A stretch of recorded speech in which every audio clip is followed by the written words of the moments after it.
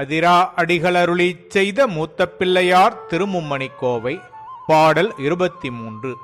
சூர்த்தந்த பொற்குவட்டின் சூளிகையின் வானையிர்த்து வார்த்தந்து எழுமதியம் மண்ணுமே. சீர்த்தந்த மாமதலை வான்மதியங்கொம்பு வயிறுதித்த கோமதலை வான்மதியங்கொம்பு. இதன் பொருள், தந்தையாகிய மலையரசனுக்கு புகழைத் தந்த பெருமையுடைய மகள், மிகுந்த ஞானமே வடிவானவள், அழகிய பூங்கொம்பு போன்றவள் உமையம்மை. அவள் வயிற்றின் கண் உதித்த தலைமகன் விநாயகப் பெருமான்.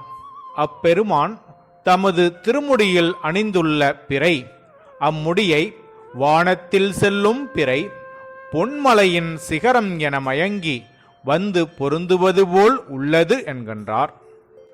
இப்பிரபந்தத்துள் 24 முதல் 30 வரை உள்ள பாடல்கள் கிடைக்கவில்லை. மூத்த பிள்ளையார் திருமும்மணிக்கோவை முற்றுப்பெற்றது.